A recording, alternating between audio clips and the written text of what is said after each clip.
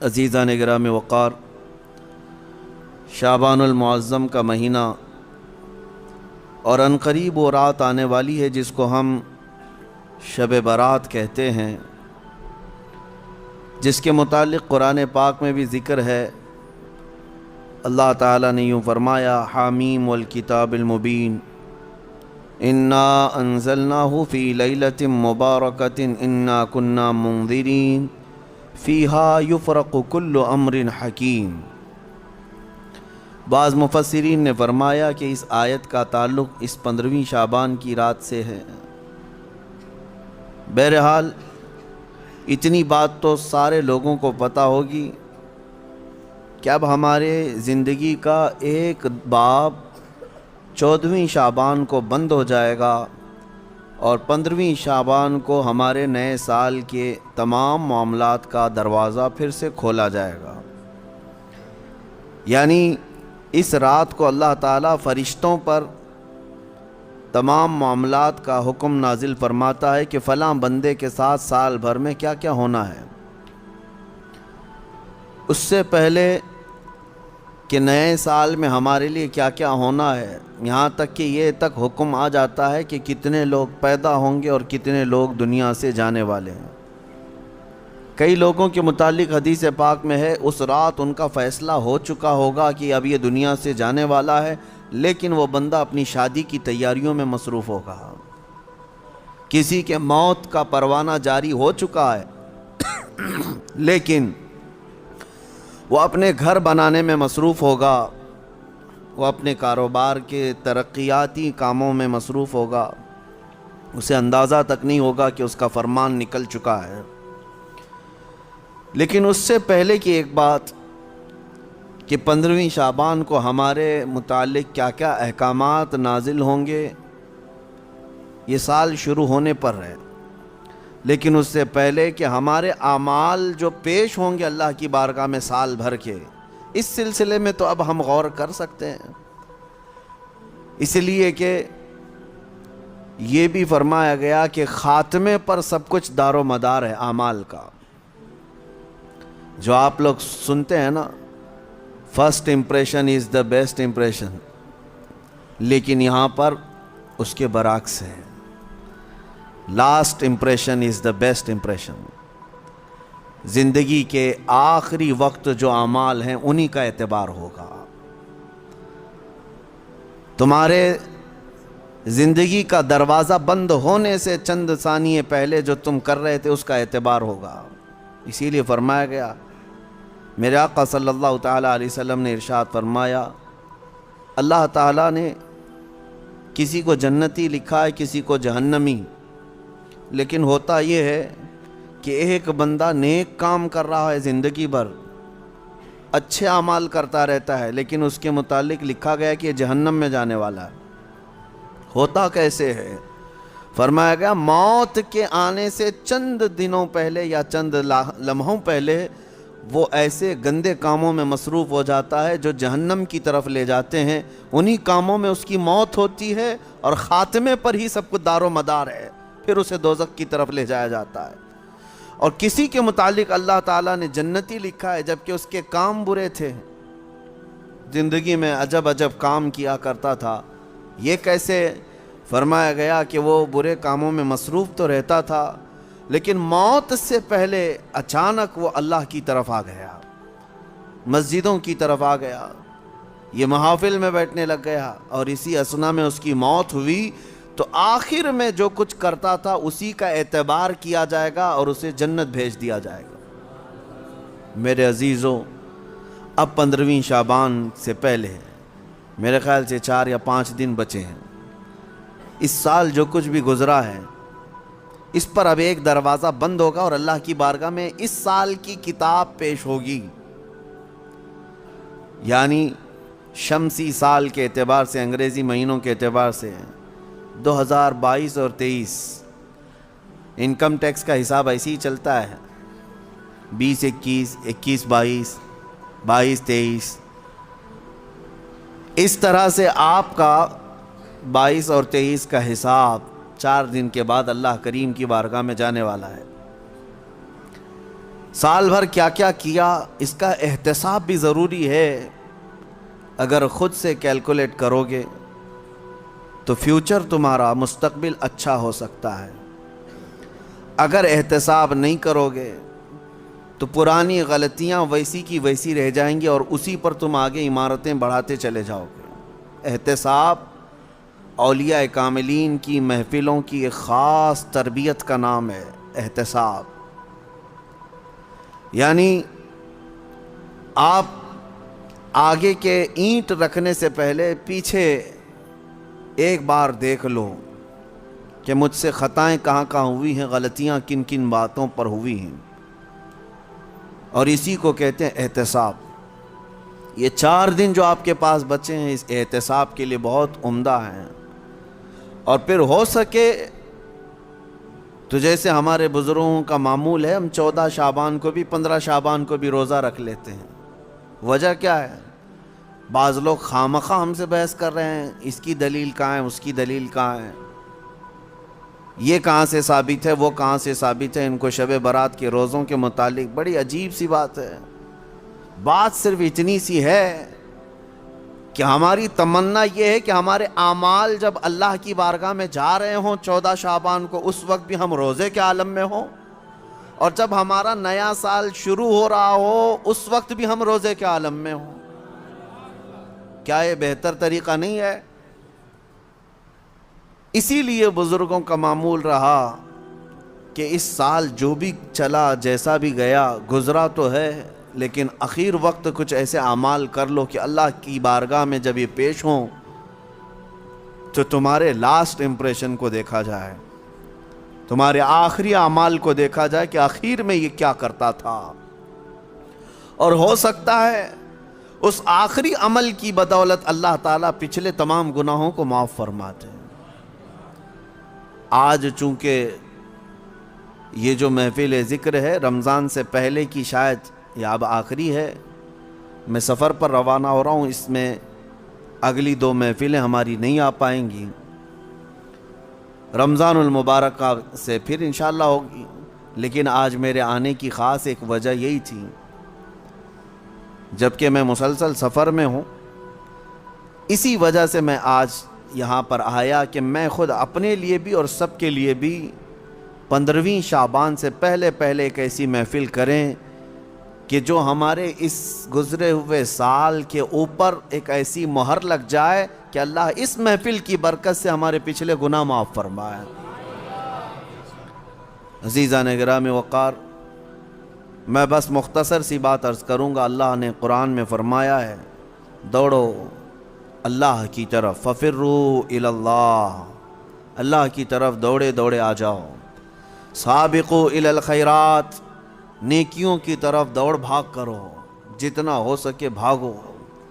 صحابہ کرام رضوان اللہ تعالیٰ علیہ مجمعین میں اس بات کا تو کمپٹیشن ہوتا تھا، وہ نیکیوں میں سبقت لے جانے کے لیے ایک دوسرے کے آگے بڑھنے کی کتنی تمنائیں کرتے، اور یہاں ہم کن چیزوں میں آگے بڑھنے کی ہوڑ لگی ہے دنیا میں، باقی نیکیوں کی طرف کتنے لوگ دوڑتے ہیں وہ سب کو پتہ ہے۔ اکثر کو تو یہ چاہیے کہ مجھے سب سے پیچھے والی جگہ ملے، نہیں، سب سے آگے بڑھنے کی تمنا کیوں نہیں ہے؟ سیدنا ابوبکر صدیق اور حضرت عمر فاروق رضی اللہ تعالیٰ عنہ کا معمول یہ تھا کہ حضرت عمر کہتے ہیں میں ڈھونڈ کر کے مدینے میں کچھ ایسی نیکی کرنا چاہتا تھا جو ابوبکر نہیں کرتے، کہیں پر بھی ان کے برابر ہو جاؤں یا ان سے آگے بڑھ جاؤں۔ بڑی مشکل سے حضرت عمر کو ایک گھر ملا، ایک بوڑھی عورت جس کا کوئی نہیں رہتا تھا۔ حضرت عمر نے طے کر لیا کہ اس کے بیوہ عورت ہے، اس کے گھر کا سارا کام میں کر دوں گا، کسی کو پتہ بھی نہ چلے، نیکی کا کام ہے۔ وہ فجر میں نماز کے بعد جا کر دیکھے تو اس عورت کا سارا گھر کا کام پہلے سے کیا ہوا ہے، جبکہ وہ بستر سے اٹھ نہیں پاتی، اس کے گھر کے برتن، اس کا بستر، سب کچھ صاف ستھرا ہے۔ دوسرے دن آ کر دیکھے وہی حال تھا۔ حضرت عمر کہتے ہیں تیسرے دن میں اذان فجر سے پہلے ہی چھپ کر دیکھنا شروع کیا کہ آخر اس کے گھر کا کام کرتا کون ہے، کہا ایک چادر اوڑے ہوئے ایک شخص آیا، گھر میں داخل ہوا، جھاڑو لیا، جھاڑنے لگا، ساری چیزیں ڈھنگ سے رکھنے لگا، اذان ہونے لگی، وہ اس عورت کے گھر سے باہر نکلنے لگا۔ حضرت عمر کہتے ہیں میں قریب جا کر چادر ہٹایا تو ابو بکر صدیق تھے۔ پھر کہا ایک یہ مثال، حضرت عمر کہتے ہیں میں کبھی آگے بڑھ ہی نہیں سکتا، میں جہاں کوشش کرتا ہوں اس سے پہلے حضرت ابو بکر پہنچے ہوئے ہوتے۔ جب آپ کی خلافت کا وقت تھا تب آپ نے اعلان کیا، حضرت عمر فاروق نے، کوئی ایسی نیکی جو ابو بکر کرتے تھے اور میں نہیں کر رہا ہوں تو لوگوں مجھے بتا دو تاکہ میں برابر ہو جاؤں۔ کسی ایک صاحب نے کھڑے ہو کر کہا حضرت ابو بکر جب خلافت کرتے تھے ان کے زمانے میں وہ سب کے حقوق ادا کرتے، لیکن روزانہ وہ دوپہر کے وقت اپنے ہاتھ میں توشادان لے کر جنگل کی طرف جاتے اور پتہ نہیں کسی کمزور یا کوئی معذور یا محتاج کو کھلا کر آتے، لیکن ہمیں یہ نہیں معلوم کس کو کھلاتے تھے۔ یہ حضرت ابو بکر کا معمول تھا۔ حضرت عمر نے کہا یہ تو مجھے بھی نہیں معلوم تھا، میں کل سے ہی یہ کام شروع کرتا ہوں۔ دوسرے دن حضرت عمر نے اپنے گھر سے توشادان لیا، روٹی سالن اور لے کر اسی جنگل کی طرف چل پڑے۔ وہاں کس کو کھلاتے تھے کیا پتہ، دن بھر ڈھونڈتے رہے، کوئی ملے، کوئی نہیں ملا۔ شام کا وقت قریب آ رہا تھا، ایک پہاڑ کی چوٹی میں ایک غار سے کسی کے ذکر کرنے کی آواز آ رہی تھی۔ حضرت عمر اس آواز کی طرف لپک گئے، دوڑ کر جا کر دیکھا کہ کوئی ہے یہاں پر مجبور۔ اللہ اکبر، جیسی ہی غار کے اندر نظر پڑی تو دیکھا ایک ایسا شخص بیٹھا ہوا ہے جس کے ہاتھ بھی کٹے ہیں، پیر بھی کٹے ہیں اور آنکھوں سے بھی بینا نہیں ہے، اندھا ہے، نابینا ہے۔ اتنی معذوری کے عالم میں اگر کوئی بیٹھا ہوا ہے اور غار میں، تو حضرت عمر کہتے ہیں مجھے تو یقین ہو گیا کہ یہی وہ بندہ ہے جس کو حضرت ابو بکر کھلایا کرتے تھے، اس کا کھانا وقت کا خلیفہ کھلایا کرتا تھا۔ حضرت عمر کہتے ہیں میں گیا، چپکے سے جا کر بیٹھ گیا، میں نے آواز بھی نہیں کی تاکہ اس اندھے شخص کو یہ معلوم بھی نہ ہو کہ کون کھلانے آیا ہے۔ آپ نے روٹی توڑ کر سالن میں بھگوئی اور اس اندھے کو منہ میں روٹی رکھی۔ جیسے ہی اس کے منہ میں روٹی کا ٹکڑا گیا وہ چیخ کر کہتا ہے آنے والے، کیا ابو بکر کا انتقال ہو گیا؟ کون آیا ہے آج کھلانے کے لیے؟ حضرت عمر کہتے ہیں تو اندھا ہے، نابینا ہے، تجھے کیسے خبر کہ آنے والا ابو بکر نہیں ہے؟ وہ کہتا ہے اس لیے کہ ابو بکر کو پتا تھا میرے منہ میں دانت نہیں ہے، وہ اپنے منہ سے چبا کر میرے منہ میں روٹی ڈالتے تھے۔ آج تو نے پوری روٹی اٹھا کر ڈالی تو مجھے سمجھ میں آ گیا کہ آنے والا ابو بکر نہیں ہے، کوئی اور آیا ہے۔ حضرت عمر کی آنکھوں سے آنسو آئے، باہر نکل کر کہتے ہیں قسم رب ذوالجلال کی ہے ابو بکر آپ سے ایک قدم بھی میں آگے نہیں بڑھ سکتا۔ لیکن تھی تو دوڑ، سابقوا الی الخیرات جس کو اللہ نے فرمایا، یعنی نیکیوں کی طرف بھاگو، دوڑو۔ آپ کے اندر یہ مقابلہ آرائی اگر آ جائے جس کو ہیلتھی کمپٹیشن کہا جاتا ہے، اس میں حسد نہیں ہے، اور اگر اس میں حسد بھی ہو تو نیکیوں میں ہے۔ رشک جس کو کہتے ہیں، جس کو فرمایا کہ حسد ایک جگہ جائز ہے وہ علم میں، یعنی اس کو اتنا علم ہے تو میں اور علم حاصل کروں۔ اگر کوئی 2 رکعت نماز پڑھ رہا ہے تو آپ کے اندر اس بات کی تمنا جاگنی چاہیے میں 4 پڑھوں۔ نیکیوں میں دوڑ لگاؤ، اور آپ کو پتہ ہے صدقہ دکھا کر دینا افضل ہے کہ چھپا کر دینا افضل ہے؟ سب کو پتہ ہے چھپا کر دینا افضل ہے، نہیں، لیکن زکوٰۃ دکھا کر دینا افضل ہے۔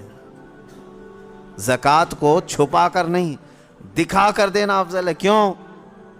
تم جتنا بانٹ رہے ہو دوسروں کو بھی ترغیب ہو، اس سے زیادہ وہ خیرات کرے گا۔ اس لیے نہیں کہ اپنے دیالو ہونے کا ذکر کرے کہ میں بہت زیادہ دانی ہوں، میں بہت زیادہ لوگوں پر لٹانے والا ہوں، فیاض ہوں، سخی، اس نیت سے نہیں، بلکہ اگر 500 کی نوٹ نکال کر کے دیا تو ادھر ادھر جو لوگ بیٹھے ہیں ان کے دلوں میں یہ شوق پیدا ہو کہ میں 1000 دوں، کیونکہ انسان کی فطرت ہے وہ مقابلہ کرتا ہے، اور ایسے میں مقابلہ کرے تو بہت اچھی چیز ہے، یہ کمپٹیشن اچھا ہے۔ اور میں اسی بات کی ترغیب دیتا ہوں نوجوانوں کو بھی کہ آپ خود دوسروں کے متعلق بہت ساری چیزیں پوچھتے رہتے ہیں، بہت ساری چیزیں پوچھتے ہیں، کتنا کماتے ہو، نوکری کون سی ہے، کون سی کمپنی ہے، سیلری کتنی، پیکج کتنا، یہ سب سوالات ہیں۔ اور جب وہ جواب دیتا ہے میری کمپنی فلاں ہے، تنخواہ میری 50 سے 70 ہزار کی ہے، اور پھر سہولیات کیا ہیں، گاڑی آتی ہے، لے جاتی ہے، چھوڑتی ہے، یہ سب سنتے ہو، پھر دل میں یہ تمنائیں جاگنے لگتی ہیں، میری تو 1 لاکھ ہونا چاہیے، میری کمپنی اس سے بڑی ہونی چاہیے، مجھے بھی ایسی سہولیات ہونی چاہیے۔ یہ جو تمنا تمہارے دل کے اندر آئی، تمہارے پوچھنے پاچھنے کی وجہ سے ہی آئی۔ لیکن مجھے بتاؤ، کیا اپنے دوستوں میں کسی سے کبھی یہ سوال کیا کتنے ختم قرآن ہوئے؟ سال بھر میں کوئی جمعرات پیر کا روزہ رکھتے ہو؟ نہیں پوچھتے آپ، نہ آپ اس کی تلاوت قرآن کو پوچھتے ہو، نہ آپ اس کے روزوں کو پوچھتے ہو، نہ آپ اس کی نمازوں کے متعلق۔ میرے عزیزو، یہ بھی پوچھتے، اگر وہ بندہ عبادتوں میں آگے ہے تو تمہارے دل میں بھی یہ تمنا آ جاتی کہ کاش میں بھی اس کی طرح سے اور آگے بڑھ جاؤں۔ میں یہ باتیں صرف اس لیے کہہ رہا ہوں کہ رمضان المبارکہ میں آپ سب کا یہی کمپٹیشن ہو جائے تو ہر ایک کا رمضان بہتر سے بہترین ہوگا، بہتر نہیں بلکہ بہترین ہوگا، بہترین ہوگا۔ عزیزان گرامی وقار، مجھے یاد ہے بچپن میں جب چھوٹے تھے تو رمضان میں روزانہ اسکول جانے کے بعد یہی چیزیں ہوتی تھی، تیرے کتنے روزے ہوئے، تیرے کتنے روزے ہوئے ہیں۔ ہر ایک کے روزے ہی ایک دوسرے کو پوچھتے رہتے۔ لیکن ہو سکتا ہے آپ کے ساتھ بھی ایسا ہوتا رہا ہوگا، سارے دوست جیسے 10 رمضان آ گئے، 15 رمضان آ گئے، ہر ایک کو پوچھتے رہتے ہیں کتنے ہوئے، کتنے ہوئے۔ کسی کے 7 ہوئے، کسی کے 10 ہوئے، کسی کے 12 ہوئے، اور کوئی کہتا ہے پورے ہوئے ہیں، اب تک کے پورے ہوئے ہیں۔ ہم بھی اس وقت سنتے تھے، ایک دوسرے سے بات کرتے تھے، لیکن اس وقت ایک دوڑ رہتی، اور گھر میں آ کر جھگڑا بھی کرتے، فلاں کے تو 10 ہو گئے، مجھے سحری میں ضرور اٹھانا، نہیں تو میں اس کے پیچھے پڑ جاؤں گا، میں اس کا پیچھے ہو جاؤں گا۔ تو یہ دوڑ کہاں سے آئی؟ یا آپسی ماحول سے ہی آئی۔ یہی انوائرمنٹ ہم چاہتے ہیں کہ نیکیوں میں سبقت لے جانے کا انوائرمنٹ ہو جائے، ماحول ایسا ہو، دوڑ لگے، صرف رمضان میں نہیں، تلاوت قرآن میں بھی۔ میں آپ کو بتاؤں، آج تقریباً 6 سال سے زیادہ کا عرصہ ہو گیا ہوگا ہماری ذکر کی محفل کو۔ اس سے قبل مدینہ جامع مسجد میں بھی ذکر کی محفلیں ہوتی رہیں، اس کے بعد پھر یہاں پر ایک ایسے بندے کو میں جانتا ہوں، ان پچھلے 6 سالوں سے لے کر آج تک ذکر کی ایک محفل بھی اس کی ناغہ نہیں ہوئی۔ اب تک جتنی محفلوں میں میں حاضر رہا، اتنی محفلوں میں وہ بھی حاضر ہے۔ یہ اس لیے میں عرض کر رہا ہوں کہ لوگ اپنے اپنے ریکارڈ بنانا چاہتے ہیں، کاش ان معاملات میں بھی کوئی ریکارڈ مینٹین کرے کہ میری یہ چیز مس نہیں ہونی چاہیے، میری یہ چیز برابر ہونی چاہیے، تو اس میں آپ کو اس قدر بلندیاں ہوں گی، جو صحابہ کا ماحول تھا وہ قائم ہو جائے گا۔ صحابہ کے درمیان یہی ماحول تھا۔ حدیث پاک میں ملتا ہے، صحابہ کرام مسجد نبوی میں جمعہ کی نماز کے لیے جو آتے، پہلی صف کا ثواب ہے نا، حضور پاک صلی اللہ تعالیٰ علیہ وسلم نے صرف ایک بار یہ ارشاد فرمایا کہ اگر میں تمہیں بتا دوں کہ پہلی صف میں نماز پڑھنے کا ثواب کیا ہے، تو اس پہلی صف میں آنے کے لیے تم سب آپس میں تلوار بازیاں کرنے لگ جاؤ گے، جنگ ہو جائے گی تمہارے درمیان۔ تو حضور پاک صلی اللہ علیہ وسلم نے اتنا فرمایا تھا، لیکن تلواریں تو نہیں نکلتی تھی صحابہ کی۔ لیکن جمعہ کی نماز کے لیے جو صحابہ مسجد نبوی میں آتے تھے، جانتے ہیں وہ کب آتے؟ فجر کی نماز میں آ جاتے تھے۔ جو فجر کی نماز میں حاضر ہوا، اسے جمعہ کی نماز پہلی صف میں ملی۔ تو یہ دوڑ تھی۔ اور اس کے علاوہ صحابہ کا معمول یہ تھا کہ وہ کسی چیز میں پیچھے نہیں رہنا چاہتے تھے۔ وہ نبی پاک صلی اللہ تعالیٰ علیہ وسلم کی محفلوں کو کاؤنٹ کرتے ہیں، کس نے کتنی محفل اٹینڈ کیا ہے، اس میں اس کی فضیلت بھی تھی۔ حضور پاک صلی اللہ تعالیٰ علیہ وسلم کے ساتھ کتنے کتنے سفر کیے، کس نے کتنے جنگوں میں شرکت کی، اسی اعتبار سے ان کے مقامات ہیں۔ کوئی صحابی ہیں جو حضور پاک صلی اللہ تعالیٰ علیہ وسلم کے ساتھ 10 جنگوں میں شریک رہے، کوئی 12 جنگوں میں شریک رہے، اور کچھ صحابہ ایسے ہیں جنہوں نے حضور کی ہر جنگ میں شرکت خود فرمائی۔ جتنے غزوات میں حضور تھے اتنے غزوات میں وہ بھی تھے۔ صحابہ ان کو اتنی قدر کی نگاہ سے دیکھتے اور کہتے ان کے مقام کو تو کوئی پہنچ ہی نہیں سکتا۔ یہ ماحول ہو ایک دوسرے پر سبقت لے جانا نیکیوں میں، یا بے حیائیوں کا دورہ ہے۔ یہاں پر اکثر نوجوان یہ چاہتے ہیں کہ وہ آدھا بے حیا ہے تو میں پورا بے حیا بن جاؤں۔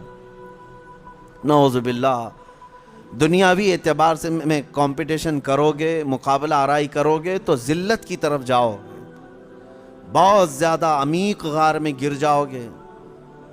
جانتے ہو آج اسی دکھاوے کے چکر میں، ریاکاری کے چکر میں پورا معاشرہ تباہ ہو رہا ہے، پورا معاشرہ برباد ہو رہا ہے۔ لوگوں کو دکھانے کے لیے کتنے کام ہو رہے ہیں۔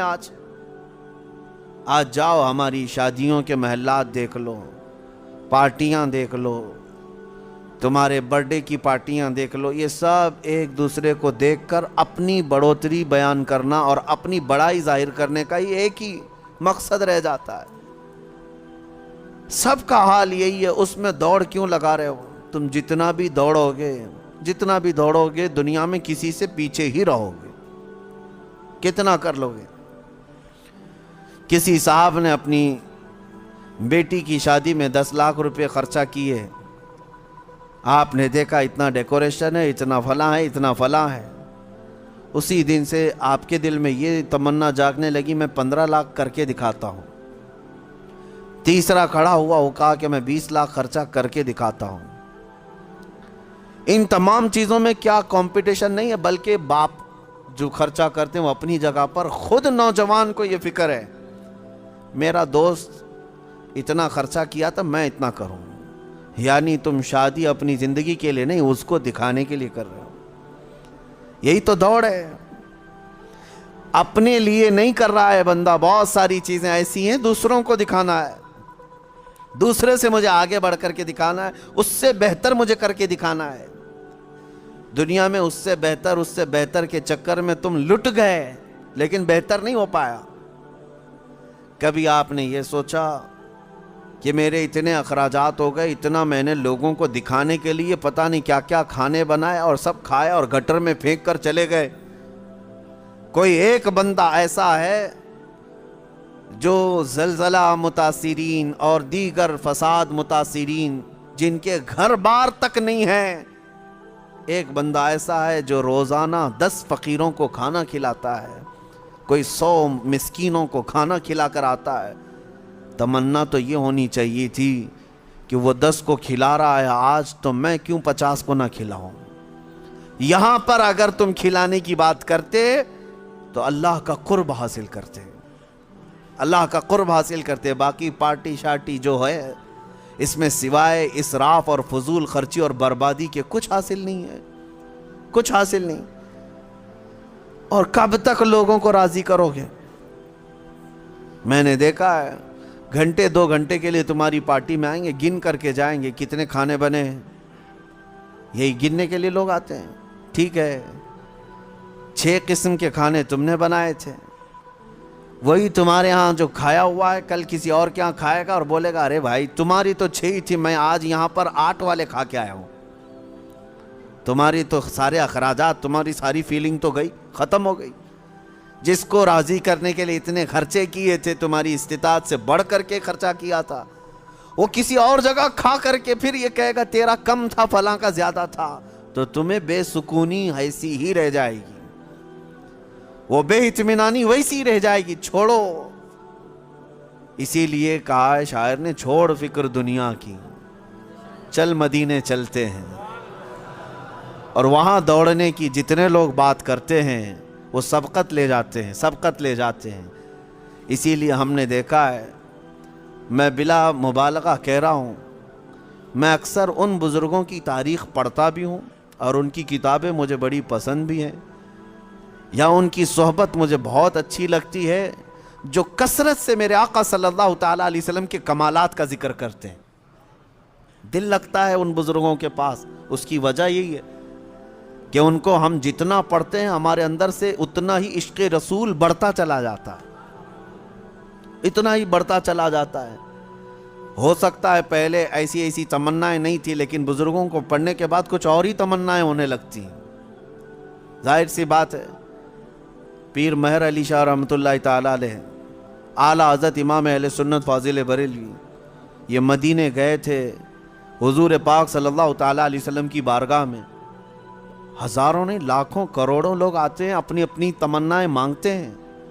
یا رسول اللہ میں فلاں ہو گیا، آپ مجھے یہ عطا کر دیں، وہ عطا کر دیں۔ لیکن ان بزرگوں کے سوال تو یہ تھے کہ یا رسول اللہ کچھ نہیں، بس آپ اپنی قبر انور سے باہر آ کر دیدار کرا دیں۔ تجھ سے تجھی کو مانگ کر مانگ لی ساری کائنات، ان کا فلسفہ یہ تھا، تجھ سے تجھی کو مانگ کر مانگ لی ساری کائنات۔ وہ اپنے ہو گئے تو رحمت پروردگار اپنی۔ اور یہ سوال کیا، اور دونوں بزرگوں کو پہلی مرتبہ، دوسری مرتبہ، تیسری مرتبہ امید تو ان کی پوری نہیں تھی، یعنی وقتی طور پر ان کی مانگی ہوئی چیز تو سامنے نہ ملی۔ حکمتیں ہیں۔ دوسرے دن اعلیٰ حضرت فاضل بریلوی نے بھی اپنے ماتھے کی آنکھوں سے جلوہ رسول کو دیکھا۔ پیر مہر علی شاہ صاحب مدینے سے رخصتی ہو گئے، یہ کہتے ہوئے کتے مہر علی کتے تیری سنا، گستاخ آنکھیں کتھی جا اڑیاں۔ اے مہر علی کہاں تیرا منہ اور کہاں وہ مقام، تیری آنکھیں کیا اس لائق ہیں کہ تو دیکھنے کی تمنا کر بیٹھا۔ پھر یہی سوچ کر کے نکلے، وادی ہمرا پہنچے تھے، مکہ جانے کا راستہ ہے بدر کے قریب، وادی ہمرا۔ عصر کی نماز سے فارغ ہوئے تھے، دیوار کے پاس میرے مصطفیٰ کا دیدار ہوا۔ پرانی دیوار کے پاس کھڑے نبی پاک صلی اللہ تعالیٰ علیہ وسلم اپنے کمالات، اپنے جلووں کے ساتھ تشریف لائے۔ اب میں آپ کو یہ بات عرض کر رہا ہوں، کیوں میں نے یہ ذکر کیا؟ ہم نے اعلیٰ حضرت کو بھی پڑھا، پیر مہر علی شاہ صاحب کو بھی پڑھا، ہم ویسے بھی عمروں پر جاتے رہے، حج پر جاتے رہے، لیکن اب جب جاتے ہیں تو یہی تمنا ہوتی ہے کہ آقا جب انہیں دے سکتے ہیں تو ہمیں کیوں نہیں دے سکتے؟ یا رسول اللہ آپ کے متعلق تو ہمیں اتنا ہی معلوم ہے، ایک میرا ہی رحمت میں دعویٰ نہیں، اور ہمارا حال اگرچہ ان بزرگوں کے برابر کا نہیں ہے، وہ پہنچے ہوئے عاشقان رسول ہیں، کمالات ہیں، ان کی عبادات ہیں، سب کچھ اپنی جگہ پر ہے، لیکن اتنی بات تو پکی ہے، رسول گنہگاروں کے بھی تو ہیں، امتی تو ہم بھی ان کے ہیں۔ نبی پاک صلی اللہ تعالیٰ علیہ وسلم کی بارگاہ میں یہ تمنا کرنا اور اس طرح کی التجا کرنا کس نے سکھایا؟ انہی بزرگوں کی تاریخ نے سکھایا۔ اسی لیے میں کہتا ہوں ایسوں کو دیکھو کہ تمہیں نیکیوں کی طرف بڑھنے کا شوق پیدا ہو جائے، ایسوں کو دیکھو، ان لوگوں کو نہ دیکھو جو دنیا میں مست ہیں، مگن ہیں، کوئی ناچ رہا ہے، کوئی تھرک رہا ہے، تم ان کو دیکھ کر کے یہ سوچنے لگتے ہو کہ مجھے بھی ایسی زندگی گزارنی چاہیے۔ شیطان تمہیں نیچے کی طرف لاتا ہے۔ دنیا داروں کو جب جب دیکھتے رہو گے گناہوں کی خواہش پیدا ہوتی رہے گی۔ ایک بات یاد رکھ لینا، گناہ تمہارا نفس بعد میں کرتا ہے، لیکن تمہاری آنکھیں پہلے نظارے دکھاتی ہیں، دنیا کی رنگینیاں تمہارے سامنے لاتی ہیں، فلاں کی زندگی، فلاں کی زندگی، فلاں کی زندگی۔ آپ کیا سمجھتے ہیں ٹی وی، یہ تمام چیزیں جو لائی گئی ہیں، ٹیلی ویژن، پوری دنیا بھر کی عیاشی تمہارے آنکھوں کے سامنے لائی جاتی، کیوں؟ یہ شیطان اچھی طرح یہ جانتا ہے کہ یہ نفس پر ہزار کنٹرول کر لے گا، لیکن اپنی آنکھوں پر کنٹرول کرنا اس کو بہت مشکل ہے۔ اور جہاں یہ نگاہیں بہکی، پھر یہ نگاہوں کے اثر میں اس کا پورا نفس بھی وہی کام کرے گا۔ آج یہی حالات ہیں میرے عزیز، اسی لیے دیکھو، مگر ان کو دیکھو جو میرے مصطفیٰ کے دیوانے ہیں، ان کو بار بار دیکھتے رہو، بار بار سنتے رہو۔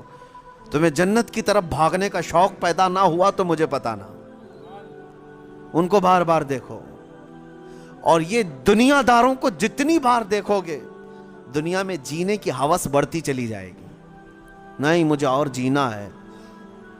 اور چھوٹی چھوٹی چیزوں سے ڈرنے لگو گے. ارے نہیں ابھی تو مرنا نہیں ہے مجھے ابھی اتنا بنگلہ بنانا ہے, مجھے ابھی یہ کرنا ہے.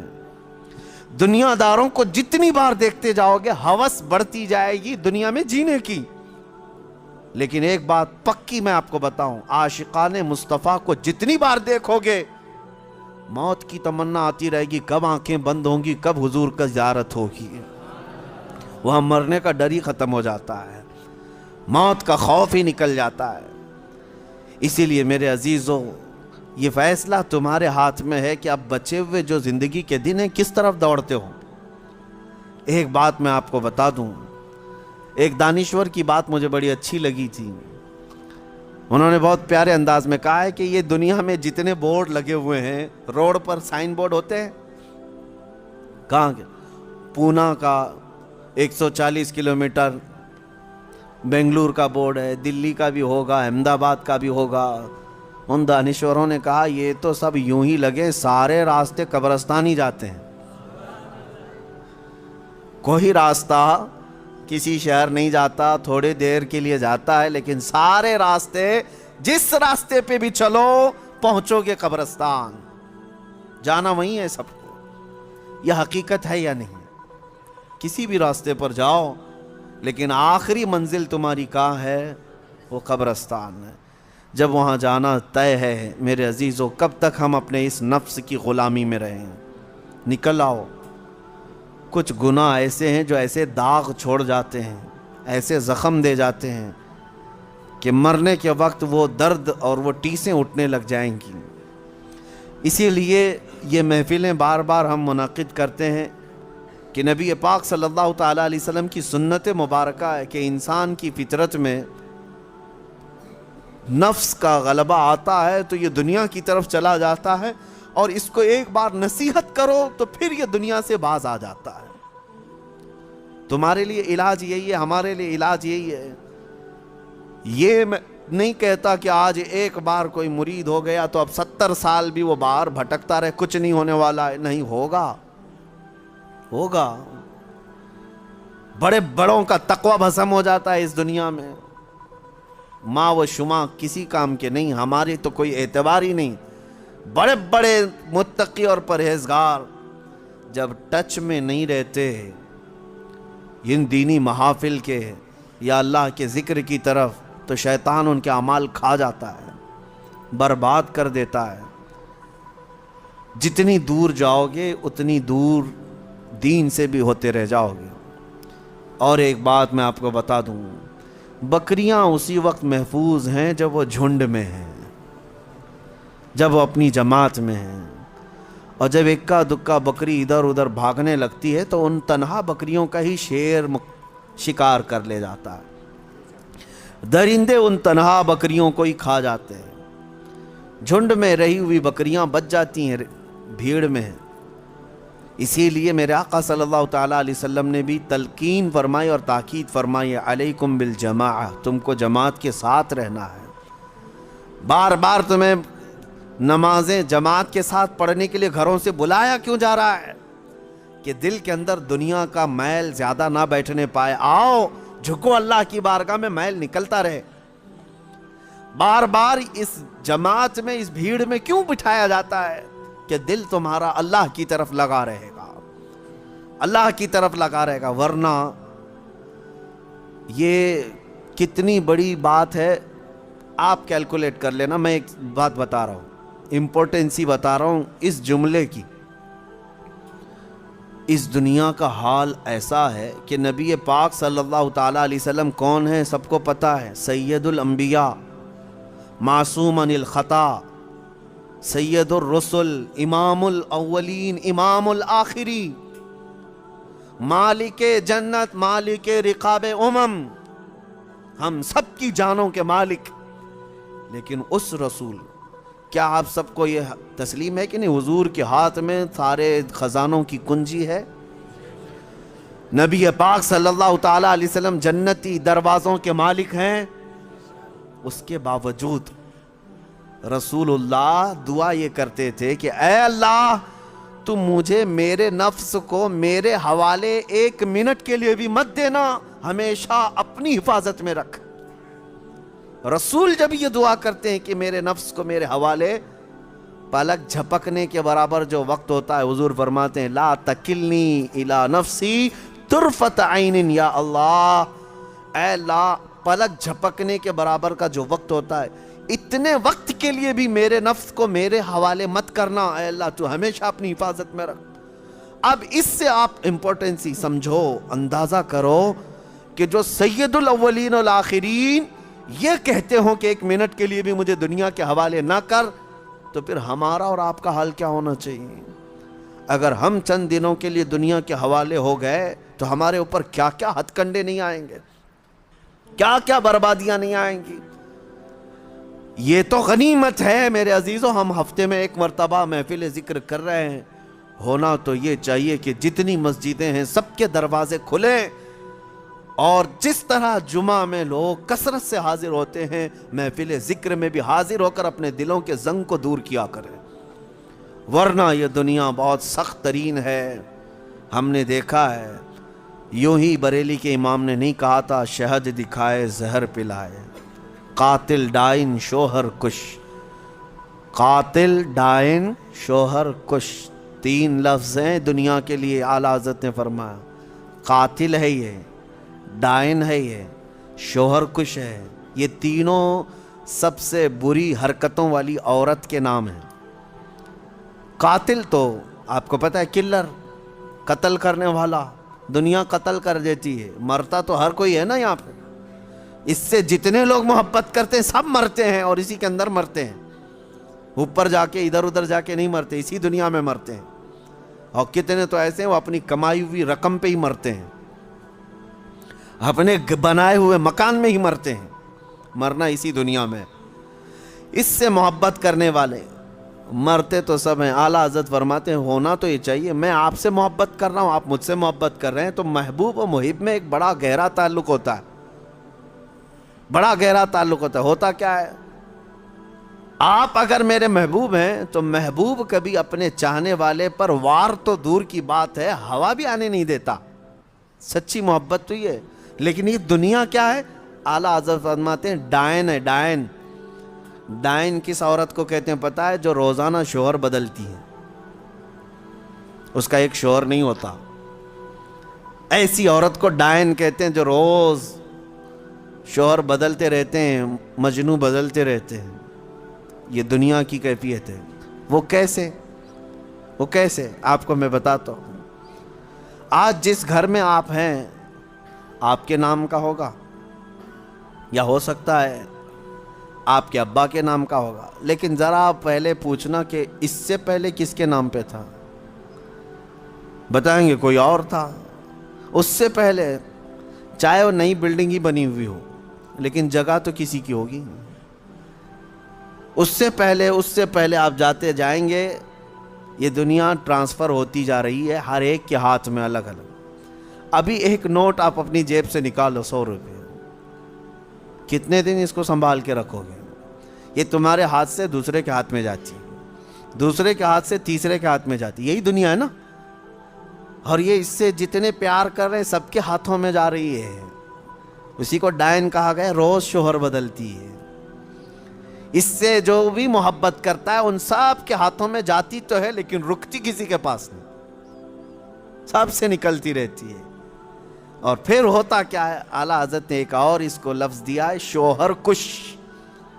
شوہر کش کا مطلب ہوتا ہے وہ عورت جو اپنے ہی مرد کو، اپنے ہی شوہر کو قتل کرتی ہے، مار ڈالتی ہے۔ دنیا ویسی عورت ہے، جو اس سے محبت کرتا رہا وہ اسی کی محبت میں ہی دنیا میں چلا گیا، مر گیا۔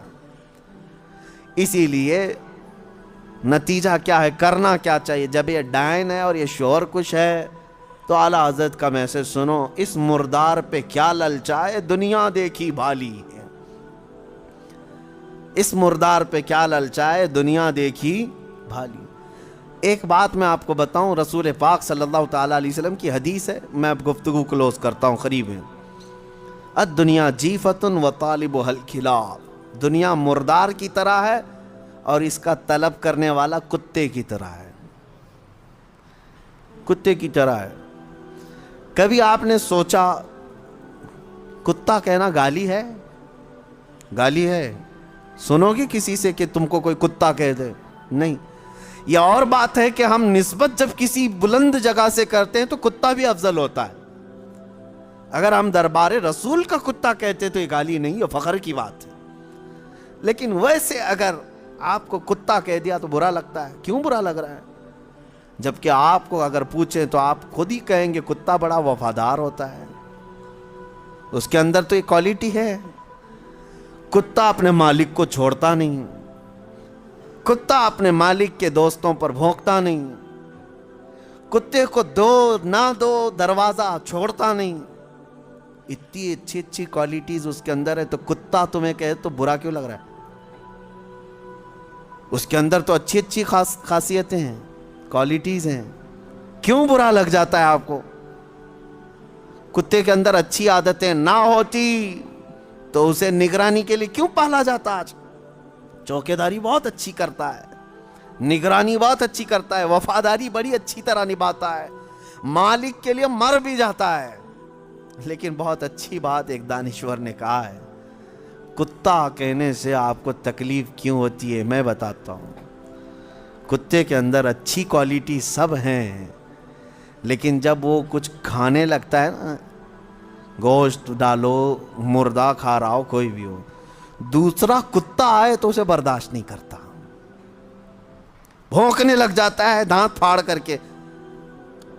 بعضوں نے کہا ہے یہ انسان کا تو ہو گیا لیکن اپنی برادری کا نہیں ہو پایا، یعنی اپنے بھائی کو برداشت نہیں کیا۔ ارے انسان تو دوسرا ہے، اس کی جنس کا تھوڑی نہ ہے۔ جینڈر میل کھاتے ہیں کیا کتے کے اور انسان کے؟ نہیں ہے۔ لیکن کتے کی یہی عادت خراب ہے کہ وہ اپنے بھائی کو اپنے کھانے میں برداشت نہیں کر پاتا۔ اسی وجہ سے رسول پاک صلی اللہ علیہ وسلم نے فرمایا دنیا کا طلبگار کتے کی طرح ہے۔ یہ اچھی بات نہیں ہے۔ بہرحال خلاصہ کلام یہ ہے، 4-5 دن باقی رہ گئے ہیں 15ویں شعبان کو، اور اس سال کا چیپٹر کلوز ہونے جا رہا ہے۔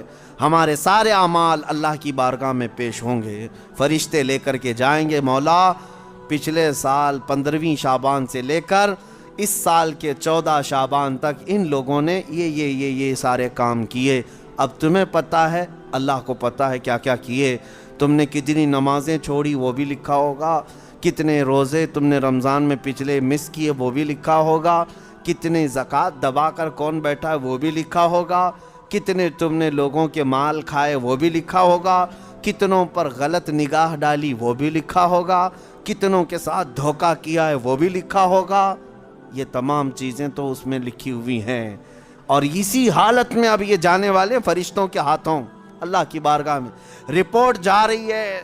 تم 1000 چلاؤ، رپورٹ تو جائے گی، کیونکہ فرشتے وہ نہیں ہیں جو رشوت لے کر رپورٹ بدل دیں۔ ہاں، انکم ٹیکس والے نہیں ہیں وہ اللہ کے فرشتے ہیں۔ لا یعصون اللہ ما امرہم ویفعلون ما یؤمرون۔ اللہ نے جس بات کا انہیں حکم دیا اس میں ایک رتی برابر وہ نافرمانی نہیں کرتے، جس بات کا انہیں حکم دیا گیا وہی کرتے ہیں۔ وہ اپنی ڈیوٹی کے پکے لے کر جائیں گے، ابھی سب کے اعمال لے کے جائیں گے۔ پیچھے گھوم کر کے دیکھ لو سال بھر میں کیا کیا کیے ہو، تمہیں اچھی طرح سے معلوم ہوگا کس مہینے میں کیا کیا عمل ہوئے ہیں۔ بھول جاتے ہو تو یہ اور ایک بڑا عذاب ہے۔ اگر گناہ کر کے بھول جاتے ہو تو یہ اور ایک بڑا عذاب ہے۔ یاد رکھو گے تو آگے کی زندگی اچھی ہو سکتی ہے، لیکن اب رپورٹ جا رہی ہے۔ ایک کام کر سکتے ہو، رشوت تو نہیں دے سکتے انہیں، کسی طرح کی لالچ بھی نہیں دے سکتے فرشتوں کو، اے فرشتوں میری یہ چیز چھپا دینا، یہ چیز چھپا دینا، کچھ نہیں کر سکتے۔ ایک چیز ہے، قرآن میں اللہ نے فرمایا ان الحسنات یذہبن السیئات، کچھ نیکیاں ایسی ہیں کہ اگر تم کرو گے تو برائیوں پر پانی پھیر دیا جائے گا۔ رپورٹ تو وہ لے کر ہی جائیں گے، لیکن 4 دن میں کچھ ایسا کرو کہ اس رپورٹ کے اوپر صرف اور صرف تمہاری نیکیاں ہی درج ہوں، باقی سارے گناہ ویسے ہی مٹا دیے جائیں۔ یہ ہو سکتا ہے آج کے ذکر کو بھی نہایت ہی خلوص کے ساتھ اللہ کی بارگاہ میں اپنے پچھلے تمام گناہوں سے توبہ کرتے ہوئے کھڑے ہو جاؤ، اور اس کے بعد یہ عہد بھی کرو کہ اے اللہ، میں سچی توبہ کے ساتھ تیرے دربار میں آیا ہوں، میں جب جب بھٹکوں، جب جب میرا قدم ڈگمگائے، آج اتنی دعا ہے کہ مولا میرے قدموں کو سنبھال لے اور مجھے دنیا میں ڈوبنے سے بچا لے، جب تک زندہ رہوں اپنی رحمت میں جگہ دے، جب آنکھیں بند ہوں تو دامن مصطفیٰ میں مجھے جگہ عطا کر دے۔ بس اس دعا کے ساتھ میں اپنی گفتگو کو ختم کرتا ہوں۔ اللہ کریم ہمیں بچے ہوئے ان دنوں میں نیکیاں کثرت سے کرنے کی توفیق عطا فرمائے، اور رمضان المبارکہ تک ہماری زندگی کو اللہ دراز فرمائے۔ دعاؤں کی درخواستیں آئی ہیں۔ امتحانات میں کامیابی کے لیے جمعہ میں بھی میں نے دعا کیا ہے، اللہ تبارک و تعالیٰ اس ذکر کی محفل کی برکت سے ہمارے جتنے بچے امتحانات میں ہیں، غیب سے مولا ان کو کامیابی عطا فرما، اور خاص طور پر ان بچوں کے لیے جو ذکر میں آتے ہیں، ان کے لیے میرے دل سے یہ دعا ہے کہ مولا انہیں محروم نہ فرما۔ یہ رب ذوالجلال یہ تیرے ذکر کے نام کی لاج رکھ لے کہ ان بچوں کے دلوں میں یہ یقین پیدا رہے کہ انہیں کامیابی جو ملی ہے تو وہ اللہ کے ذکر کی برکت سے ملی ہے۔ انشاءاللہ العزیز ایک بار پاس ہوں گے تو پھر اگلی بار دیکھیں محفل بھر جائے گی ویسی، اور انشاءاللہ اگلی بار پھر 12ویں والے ہی رہیں گے، ہاں پھر وہی لوگ رہیں گے جن کا ایگزام آ رہا ہوگا۔ اللہ کرے کہ ایسا ہی ہو۔ یہاں سے اگر کامیابی ملتی ہے تو اس سے بہتر چیز اور کیا ہو سکتی۔ ہاں میرے عزیزو، اللہ تعالیٰ تمہارے دلوں کو یہیں پر لگائے رکھے، اور جو بیمار ہیں مولا ان سب کو شفا کاملہ عاجلہ نصیب فرمائے۔ اللہ رب محمد بیچ